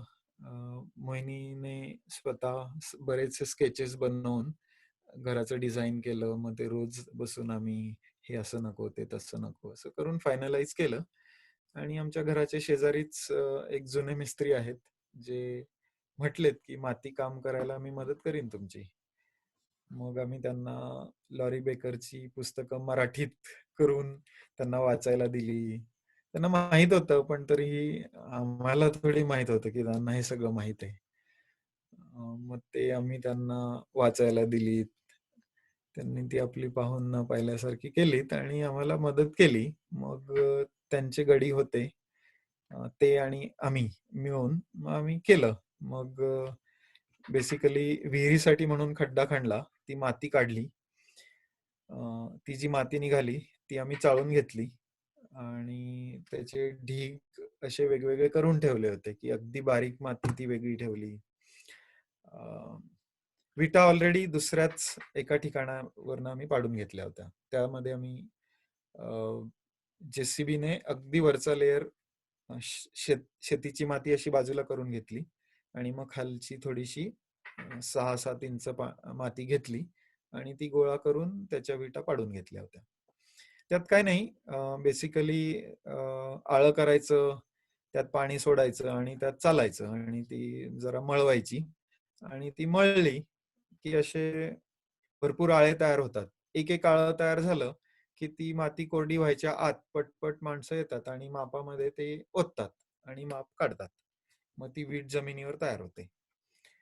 आणि त्या विटा अशाच काही सावलीत थोड्या उन्हातही गेल्यात, कारण एवढ्या मोठ्या प्रमाणावर सावली अरेंज करणं शक्य नव्हतं. पण सावलीत वाळवायचे असतात म्हणजे त्यांना क्रॅक जात नाही. त्यामध्ये थोडं गवत आणि भाताचं तूस घातलं तर मग क्रॅक्स कमी जातात. मग असं ते आम्ही कामाला सुरुवात केली. रोज जे काही आम्ही विहिरीच्या मातीचे ढिगारे केले होते त्यातनं थोडी थोडी घेऊन ते कालवून, आधी पाया सिमेंटमध्येच केला होता, पाया सिमेंट आणि चिरे. तो झाल्यावर मग त्यावर मातीचं मोर्टर आणि विटा हे भरत भरत मी मोहिनी आम्ही प्रेझेंट असायचो. त्यामध्ये काय हवी ती मदत करायचो. कारागीर असायचे, त्यांनी घर उभं केलं. आम्ही प्रत्येक स्टेपला सांगत गेलो तसं. आणि अगदी रॉ स्टेट मध्ये ते त्यांनी आम्हाला दिलं. म्हणजे फक्त मातीचं घर दिलं, छप्पर वगैरे केलेलं. बाकी मग त्यात आम्ही ट्विकिंग बरेचसं केलं. म्हणजे आतले काही खणं, आत काही भिंतींची पाडापाड करून आम्हाला हवी तशी करणं, हे मग आम्ही निवांत इथे राहायला आल्यावर, म्हणजे लगेच बांधल्यावर आम्ही लगेच 15 दिवसात राहायला पण आलो. आणि मग इथेच आत राहूनच आम्ही सुरुवात केली. आणि त्याच पावसाळ्यात आम्ही दिलीप काकांकडून शिकून घेतलं की प्लास्टर कसं करायचं. मग प्लास्टरचं एक थोडं टेक्निक असतं की बारीक माती लागते त्याला. मग जी माती होती बारीक माती ती आम्ही अगदी फाईन चाळणीने चाळून घेतली आणि ती चाळलेली माती त्यामध्ये भाताचं तूस घालून ठेवलं आणि पावसाळा सुरू झाला. मग ते महिनाभर ते सडू दिलं आणि ते सडू दिल्यामुळे ती माती चिकट होते. मग ती चिकट माती नंतर आमची जी भिंत होती ती भिंत आम्ही थापीने खरवडायचो आणि थोडी प्लेन करायचो आणि त्यावर ती चिकट माती लावत जायचो आणि ती घोटवत जायचो. असं ते टेक्निक होतं. असं करत करत त्या पावसाळ्यामध्ये आम्ही दोघांनी मिळून अख्ख्या घराला प्लास्टर केलं. आणि मग त्यानंतर अधनमधनं गरज पडते त्यावेळेस आम्ही जमीन उकरून त्याला चोप देऊन, अंगण तर दरवर्षी असतंच, ते कधी कधी मी करतो किंवा मी आणि मोहिनी करतो किंवा कधी कधी माणसं बोलवतो. तर 100% आम्ही नाही केलंय, पण मी म्हणेन 40 ते 50% आम्ही खूप काम केलंय त्या घराच्या बांधकामामध्ये. लाकूड काम बरंचसं केलंय. म्हणजे घरासाठी लागणारी जी लाकडं आहे ही आम्ही एक जुनं घर पाडलं गावामध्ये कोणीतरी, मग ती लाकडं आम्ही 5,000 रुपयाला विकत घेतली. 5,000 रुपयाची डील अशी होती की लाकडं फक्त 5,000 रुपयात सगळी लाकडं घेऊन जा, पण ती तुम्ही काढायची आणि तुम्ही घेऊन जायची. मग त्यासाठी माणसं सांगितली, त्यांच्या मदतीला मी, असं करत ते सगळं पाहिलं. एवढं मोठं घर, वरनं वासा सोडला की तो कसा गोल फिरत खाली येऊ शकतो आणि आपल्याला मारू शकतो, हे सगळं सगळं केलं. मग ते सगळी लाकडं जमा करून चक्कीत जाऊन चिरून आणणं वगैरे हे सगळं सगळं सगळं सगळं केलं. त्यातनं काय जुने दरवाजे खिडक्या मिळतायत, मग त्या आम्ही बसून त्याला पॉलिश कर, त्याला नीट कर, त्याला थोडं काथाचं पाणी लावून ठेव म्हणजे वाळवी लागणार नाही, अशा बऱ्याच गोष्टी आम्ही केल्यात. तर हा, अशा आहेत म्हणजे बऱ्याच गोष्टी हळूहळू केल्यात. अजून एक प्रश्न आहे मला की साधारण एक फॅमिली सस्टेन करायला किती एरिया लागतो? म्हणजे आता समजा बाहेरून काहीच आणायचं नाहीये, थोडंफार धान्य आपल्या स्वतःच्यासाठी स्वतःपुरतं, स्वतःच्या दोघांपुरतं करायचं असेल किंवा 3 जणां किंवा 4 जणांच्या पुरतं करायचं असेल तर साधारण किती एरिया असावा? 1 एकर, अर्धा एकर? खरं आम्ही ज्यावेळेस घेत होतो त्यावेळेस आम्हाला सोनेजींनी सूचना दिली होती की तुम्ही 2 एकर घ्या, पण आम्हाला मिळाली नाही. 1.25 एकर मिळाली. मग आम्ही काम करायला सुरुवात केल्यावर असं लक्षात आलं की 1.25 एकर मध्ये सुद्धा पूर्ण काम करणं हे फक्त दोघांना मिळून शक्य नाही. मग हा सगळा बॅलन्स विचार करता मला वाटतं 10 गुंठे जागा ही पुरेशी आहे की ज्यात तुम्ही पूर्ण कामही करू शकता आणि म्हणजे फार माणसं न ठेवता थोडंफार ठीक आहे. म्हणजे अधनमधनं तुम्ही बोलवलं ते, पण पूर्ण वेळ तुम्हीच बघताय असं. म्हणजे 10 गुंठ्यामध्ये मी काय सगळं केलंय असं नाहीये, पण असं माझं वाचन आहे. आणि अनुभव असा आहे की जागा जेवढी मोठी होईल तेवढी ती मेंटेन करायला पण कठीण होते. कारण कोकणासारख्या जागी तर गुरं मोकाट असतात. आणि आता मंदार आमचा मित्र आहे, तो वर्ध्यात शेती करतो. तिथे गुरं मोकाट नाहीत, पण जंगली प्राणी आहेत, नीलगाई आहेत. त्यामुळे शेवटी जेवढी जागा छोटी तेवढं ती तुम्हाला प्रोटेक्ट करणं सुद्धा सोपं जातं. आणि 10 गुंठ्यामध्ये काही प्रयोग आहेत ज्यांनी सिद्ध करून दाखवलंय की 10 गुंठ्यामध्ये एका फॅमिलीचं होऊ शकतं, सगळं होऊ शकतं साधारण. तर माझा अप्रोच साधारण असा आहे की मी हे प्रायमरी, सेकंडरी आणि टर्शरी हे सगळं या तिन्ही क्षेत्रात असावं असं मला वाटतं. त्यापैकी टर्शरीवर कमीत कमी असावं, पण असावं. मला प्रोग्रामिंगची आवड आहे, पण मला माहित आहे की it's not a green business. त्याच्यामध्ये खूप ऊर्जा लागते. पण मला आवड आहे, त्यामुळे मी तो पूर्ण बंद नाही केलाय, थोड्या प्रमाणात आहे. मग त्याचाच भाग म्हणून एक एक्सटेन्शन असं होऊ शकतं की माझ्या गावात एक व्यक्ती आहे जो सेंद्रिय पद्धतीने भात करतो. तर मी आणि मोहिनीने पहिल्या वर्षी भात केला, पण असं लक्षात आलं की त्याला खूप मेहनत करायला लागते. आणि तेवढी मेहनत करायची असेल तर मग आम्हाला फक्त शेती करायला लागेल. आम्ही पुस्तक वाचन नाही करू शकत, किंवा आम्ही गाणं नाही शिकू शकत, बासरी नाही वाजवू शकत. आमच्या मुलीला आम्हाला काय शिकवायचंय ते नाही शिकवू शकत. तिला तिचंच काय तिचं होईल ते होईल असं बघायला लागेल. मग जर तुम्हाला तुमचा सुद्धा वेळ हवा असेल तर मग आम्ही ठरवलं की मग धान्य वर्ग आपण नाही करायचा. मग तो काय करायचा, तर इथे इतर जे लोक असतील ज्यांच्याशी आमचे चांगले संबंध आहेत, आम्ही ते त्यांच्याकडनं घेतो. तर आता हे वेगळ्या पद्धतीने होऊ शकतं की त्यांना काय हवंय ते मी देऊ शकतो. म्हणजे उदाहरणार्थ आलो त्यावेळेस बहुतेक लोकांना असं वाटायचं तुम्ही शहरातून आले आहात तर आमच्या मुलांना इंग्रजी शिकवा. मग सुरुवातीला आम्ही काही वेळेस ते केलं, पण तरी ते फार काही सस्टेनेबल ठरलं नाही, कारण आम्ही आमच्या मुलीला मराठी मीडियम मध्ये घातलंय. त्यामुळे ते थोडं कॉन्फ्लिक्टिंग होतं की मग आमच्या मुलीला आम्ही मराठीत शिकवतो आणि इतरांना कसं इंग्रजीत शिकवायचं. मग शेवटी ते यावर येऊन थांबतं की इथल्या लोकांना त्यांना जे काय उत्पादन द्यायचंय त्याच्या बदल्यात पैसे हवेत. आणि ते पैसे फार नसतात खरं, जर तुम्ही टर्शरी लेवलला काम करत असाल. म्हणजे जर मी सॉफ्टवेअरच्या उद्योगात असेल तर 20 रुपये किलो, 30 रुपये किलो तांदूळ हा खरं तर नगण्य किंमत आहे. त्यामुळे ती आम्ही सहज देऊ शकतो त्यांना. मग आम्ही ठरवून टाकलं की भात वर्ग, धान्य वर्गातली शेती आपण नाही करायची. मग त्या जागी मी वेगळे उपाय केलेत. मी कंद करतो वेगवेगळे, आणि त्याची सुद्धा कारण आहेत की तृणधान्याला मेहनत खूप लागते. म्हणजे त्यातलं सारखं तण काढायला लागतं, आणि तण वाढलं की ते तृणधान्य वाढत नाही, उंदीर होतात, ते खाऊन टाकतात. पाऊस कमी झाला की भाताला पाणी राहत नाही. जास्त झाला तरी सुद्धा प्रश्न येऊ शकतो तुम्ही कुठला भात लावला याच्यानुसार, किंवा ऐन वेळेस भात तयार आहे आणि पाऊस आला, अशा काहीतरी गोष्टी होतात. मग त्यावर मी काय थोडा विचार करून असं ठरवलं की कंद एक असा प्रकार आहे की जो फार स्टर्डी पीक आहे.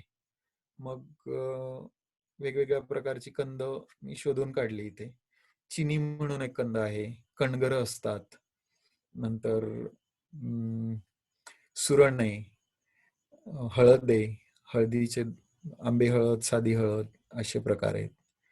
नंतर याम नावाचं एक सोनेजींकडून आम्ही बी घेतलं होतं, एक कंदमुळासारखं आहे. तर अशा गोष्टी जमिनीखाली आपोआप छान वाढत असतात, त्याची फार काळजी घ्यायला लागत नाही. म्हणजे फार स्टर्डी असतात. गवत वाढलं तरीही त्यातनं वर येतात. तुम्ही काहीतरी छोटासा आधार दिला तरी त्यावर त्या वेली चढून जातात, आणि आजूबाजूला खूप गवत असलं तरी खाली कंदमुळं छान झालेली असतात. आणि कंदमुळं टिकतात. एकदा काढली की ती अक्षय तृतीयेपर्यंत त्यांना कोंब येत नाही, तोपर्यंत तुम्ही खाऊ शकता. त्यामुळे हा एक वेगळा प्रयोग मी केलेला आहे आणि मला वाटतं की तो एक चांगला हे आहे की जर मी म्हणजे याला मी एक असं म्हणेन की असा विचार करू नये की मला किती धान्य लागतं.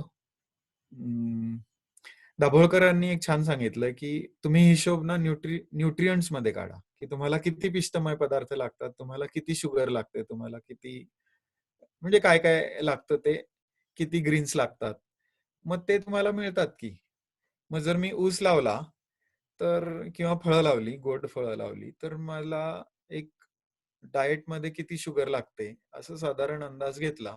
हे सगळं ढोबळमानाने, एक्झॅक्टली काय मोजून म्हणत नाही मी, पण गोड फळं जर माझ्या खाण्यात असतील तर मला वेगळं गोड खायची गरज नाही ना.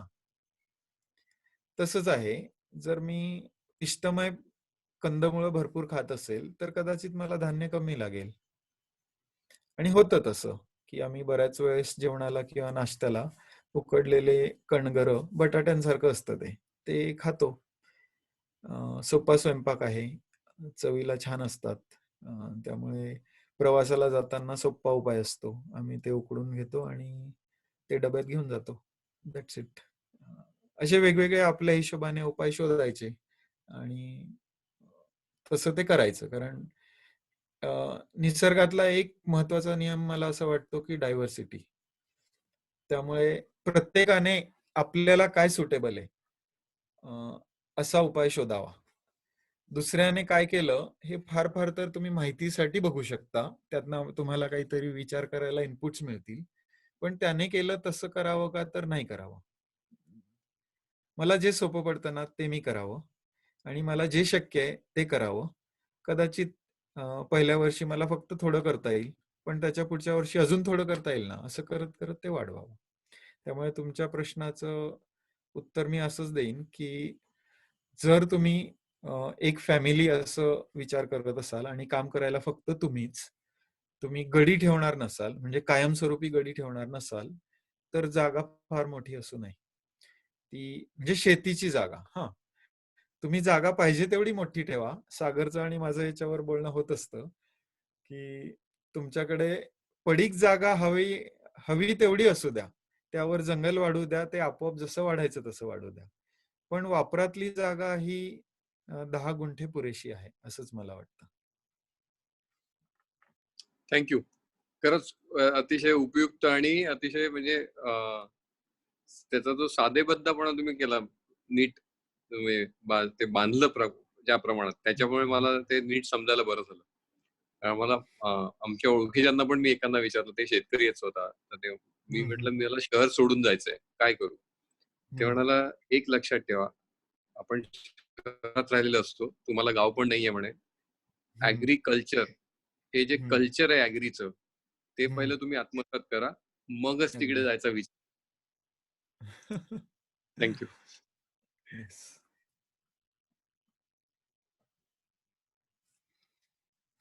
अजून प्रश्न आहेत कोणाला काही?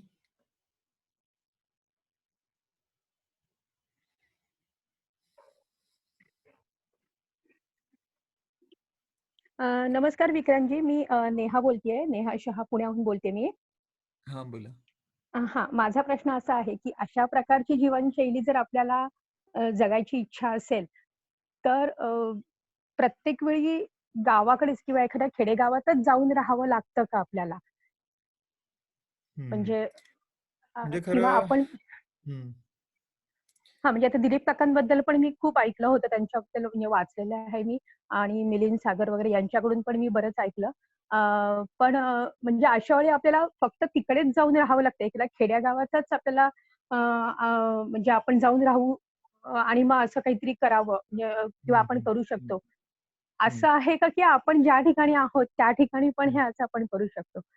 आणि दुसरा एक प्रश्न मला असा विचारायचा होता की तुम्ही तिकडे जाऊन राहिलात, याच्यामागे तुमचा काही उद्देश होता का, की तुमची फक्त आवड होती, म्हणजे एक आपली एक स्वतःची आवड किंवा आपलं एक मानसिक समाधान म्हणून तुम्ही तिकडे जाऊन राहिलात, की म्हणजे जस्ट एक मला म्हणजे क्युरिओसिटी म्हणून मी विचारते, आणि की तुमचा त्याच्यामागे काही उद्देश आहे की तिथल्या गावातल्या लोकांसाठी काही करायचं? असे एक 2 प्रश्न होते माझे. तर आता या दुसऱ्या प्रश्नाचं ते लगेच मी नंतर विसरून जाऊ नये म्हणून सांगतो की नाही, गावातल्या लोकांसाठी काही करावं असा आमचा काही उदात्त हेतू नव्हता. आमचा पूर्ण सेल्फिश मोटिव्ह होता की आम्हाला चांगलं आयुष्य जगायचं आहे आणि ते निसर्ग सानिध्यात जगायचं आहे. साधं सोपं आयुष्य आम्हाला जगायचं आहे. आम्हाला शुद्ध हवा हवी आहे आणि आमची मुलं ही शुद्ध जागी चांगल्या वाढावी, वातावरणात. हा, चांगल्या वातावरणात वाढावी अशी आमची इच्छा बरोबर आहे. होती. आणि म्हणून आम्ही गावात आलो.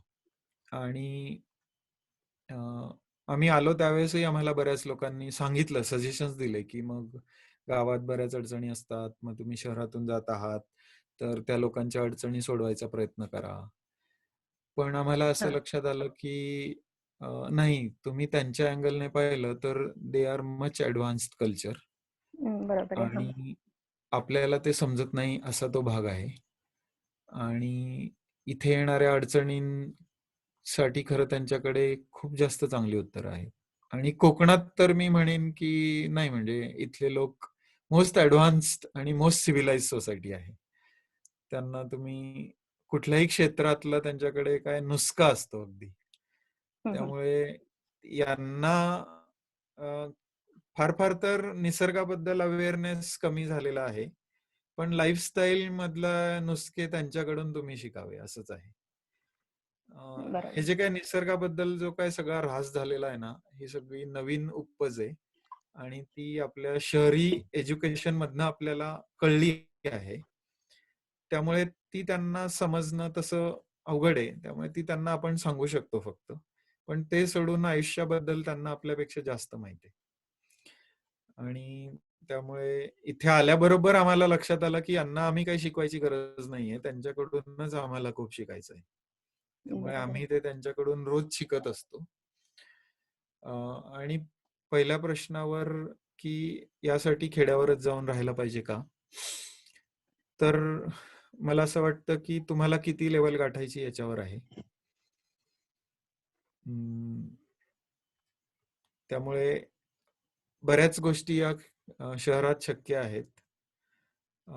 तिथे सुद्धा साधं सोपं आयुष्य जगणं शक्यच आहे. आणि आता सुद्धा शहरात कितीतरी लोक आहेत जे अतिशय साधं आयुष्य जगतात. त्यामुळे तिथे जे शक्य आहे तेवढंच तिथे होऊ शकतं. त्याच्या पलीकडे काही करायचं असेल तर मग खेड्यावर यायला लागतं. म्हणजे आता एक उदाहरण असं की मी माझ्या गरजा कमी करू शकतो. म्हणजे माझ्या रोजच्या आयुष्याला सोपं करू शकतो. ते शहरातही होऊ शकतं. म्हणजे जे काय होतं की स्वावलंबी असणं, नोकर नसणं, यंत्र नसणं, हे सगळं आमचं शहर सोडायच्या आधी होतं. आमच्याकडे कधीच गॅजेट्स नव्हते.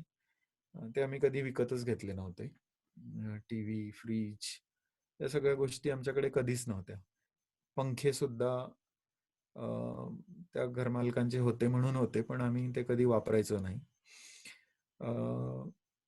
त्यामुळे यातलं बरंचसं जे काही लिव्हिंग स्टँडर्ड आहे ना, ते आम्ही शहरातच अचीव केलेलं होतं.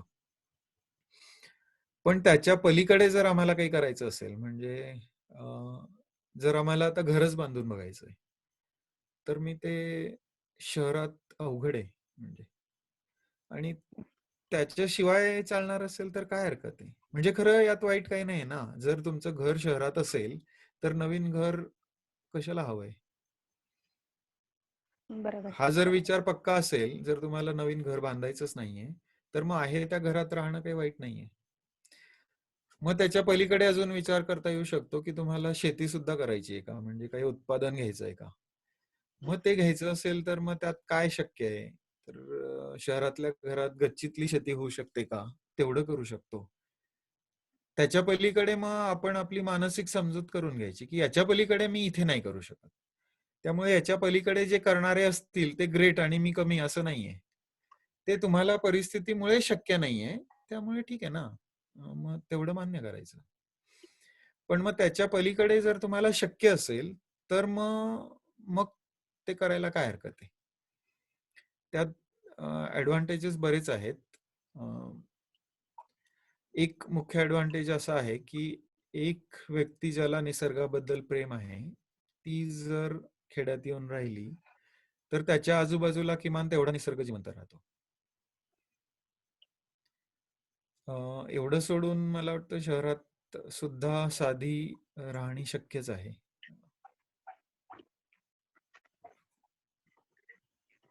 धन्यवाद विक्रांतजी. तुमचं आणि सेशनही खूप छान चालू आहे आणि खूपच म्हणजे खूप छान माहिती सांगितली तुम्ही.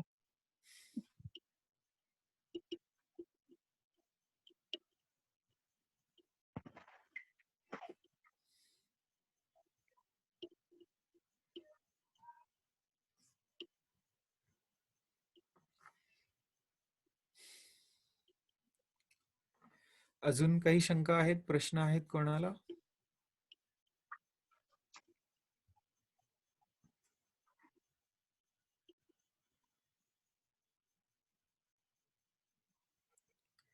सोहम, मग थांबूया का? आणि एक प्रश्न होता की इलेक्ट्रिसिटी मॅनेजमेंट कसं आहे, म्हणजे आता MSCB ची आपण वापरत नाही, मग नाही, MSCB च आमच्याकडे ना पहिले 3-4 वर्ष नव्हती. मग त्यावेळेस आम्ही सोलर वरच केलं होतं. म्हणजे आता हा जो मागे दिवा जळतोय ना, तो खरं तर आम्ही एका बॅटरीवर सुद्धा चालवायचो, पण तो सध्या MSCB च्या लाईटवर चालतोय. गेल्या वर्षीच आम्ही इलेक्ट्रिसिटी सुद्धा घेतली. सोलर पॅनल्सची आमची व्यवस्था आहे. त्यावर सगळं बऱ्यापैकी होतं, पण आम्हाला पाण्याचा प्रश्न होता बऱ्यापैकी. आमच्या घरात पाणी पोचायचं नाही नळाचं. ते खाली एका ठिकाणी जमा होतं, मग तिथनं ते पिकअप करायला लागायचं. पहिले 2 वर्ष उचलून हाताने उचलून आम्ही बरेच बारीक झालो होतो. मग शेवटी त्यासाठी मोटर लागायची. मग तो सगळा विचार करता आम्ही MSCB सुद्धा अप्लाय केलेलं आणि झालं, ते सुद्धा झालं. म्हणजे आता आमच्याकडे इलेक्ट्रिसिटी सुद्धा आहे, पण सोलर पॅनल्सची व्यवस्था आहे. 300 वॅटचे पॅनल्स आहेत, त्यावर माझा लॅपटॉप आणि घरातले सगळे दिवे हे पावसाळ्यात सुद्धा 2 दिवस चालतात.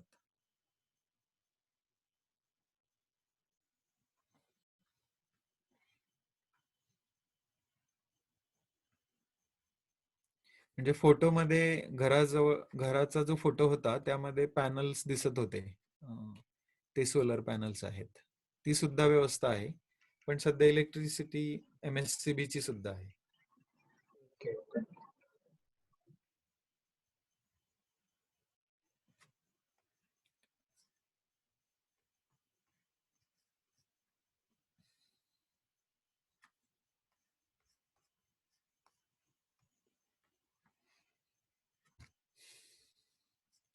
अजून आहेत काही?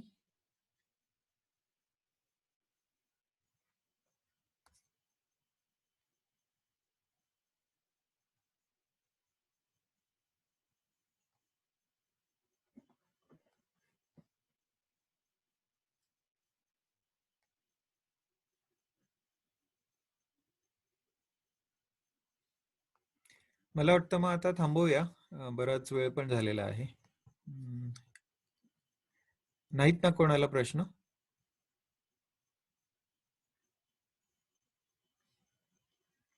ठीक आहे सोहम, मग थांबूया आता आपण.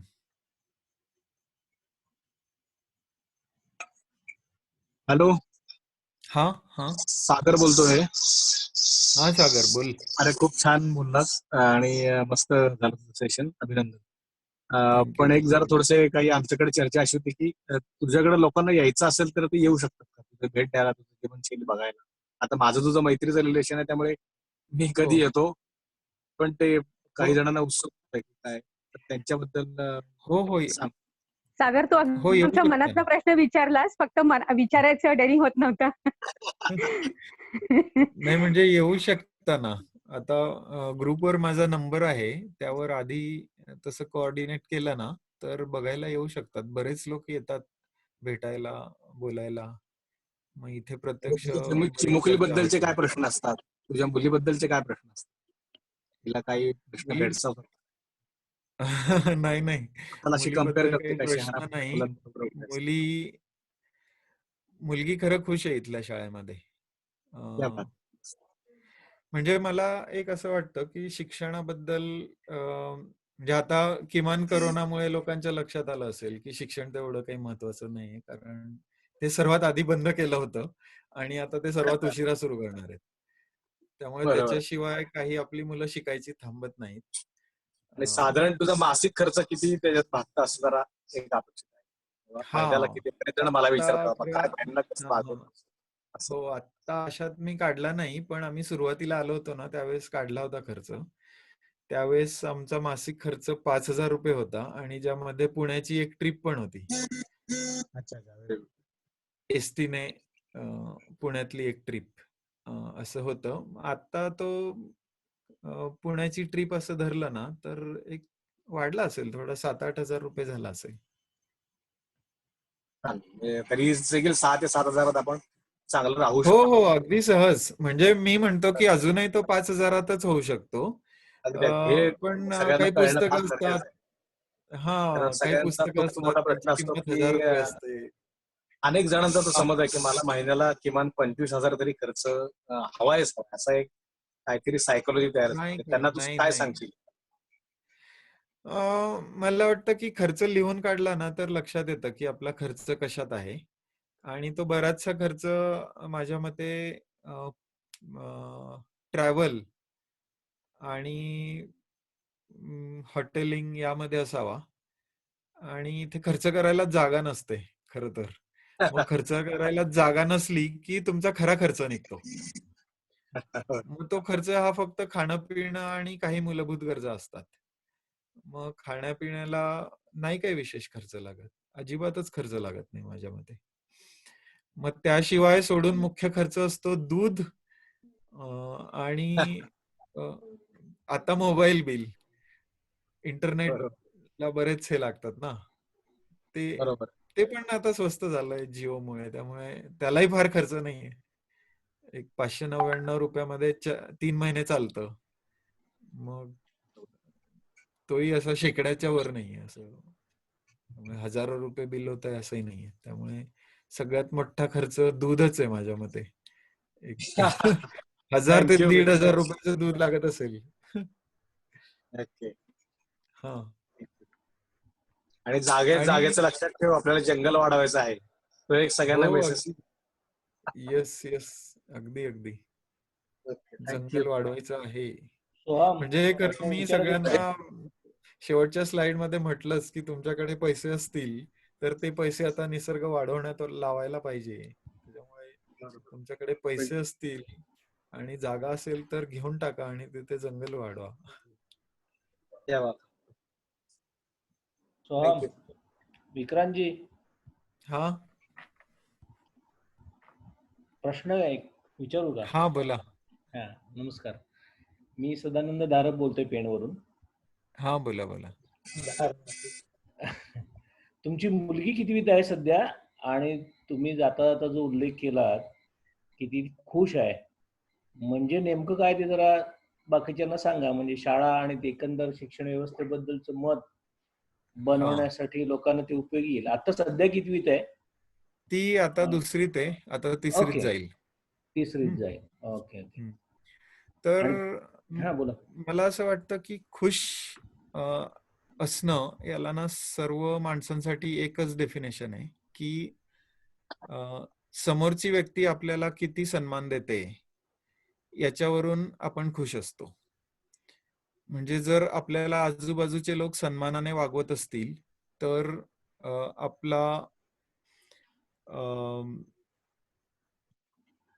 आपला स्वतःबद्दलचा जो काय विचार असतो तो चांगला असतो. आपण स्वतःबद्दल आपल्याला चांगलं समजतो स्वतःला आणि तो एक आनंद असतो. तर खेड्यावरच्या शाळेमध्ये काय होतं की इथले जे शिक्षक आहेत ते काही कमी शिकवतात असं नाही, ते शिकवतात त्यांच्या परीने. त्यांना जे काय सिलेबस दिलेला असतो ते सगळं शिकवतात.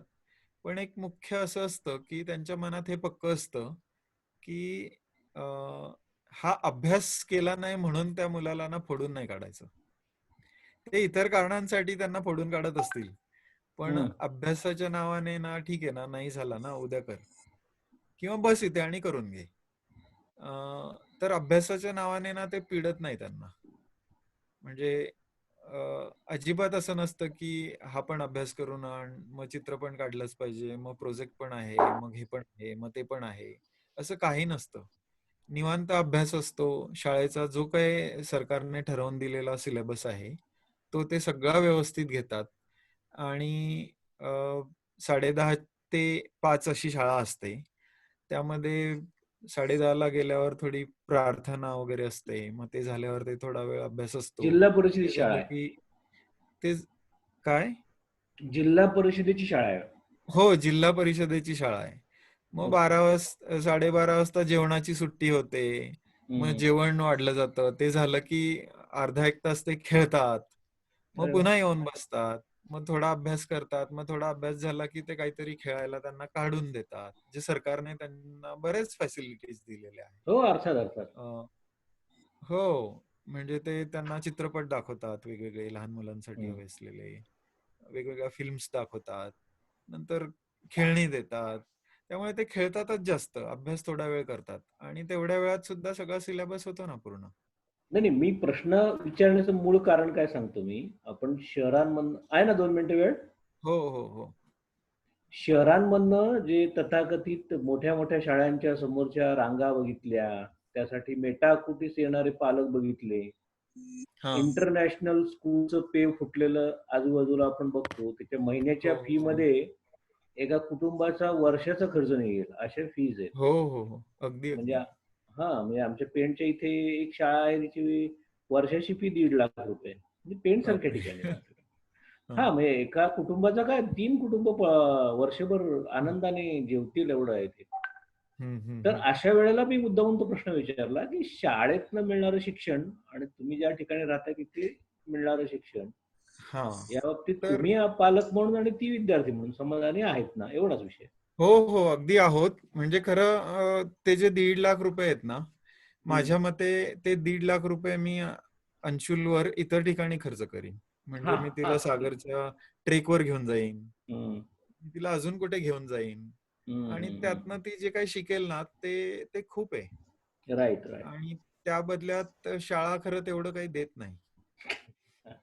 त्या मानाने आमची जिल्हा परिषदेची शाळा खूप छान आहे.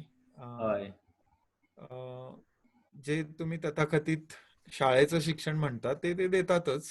ते सोडून गावात असल्यामुळे इथल्या गोष्टी तिला आम्हाला शिकवायला नाही लागत ना. तिला काही कुदळ धरायची शिकवायची गरज नाही, हातात धरायची. तिला माहित आहे, ज्याला आपण म्हणतो ती आपोआप ते तिला माहित आहे, ते तिला आपोआप येतं. तिला माहित असतं की कुठल्या झाडाची कुठली पानं खायची असतात. बरोबर. म्हणजे सागरची 2-3दा भेट झाली तर आता ती पक्षी बघायला लागली. रोज सकाळी आपलं दुर्बीण घेऊन बाहेर पडते, छोटीशी दुर्बीण घेऊन. तिचं लक्ष असतं, बरोबर लक्ष असतं. तिला पक्षी ओळखता येत नाही पण ती वर्णन बरोबर करते की शेपटी अशी होती, हे असं होतं. तेच शिक्षण आहे खरं म्हणजे. मग आम्ही ते जाऊन शोधतो किंवा विचारतो कोणाला तरी. Okay, thank you. चांगलं उत्तर दिलं आणि सेशन खूप छान झालं. Okay, thank you.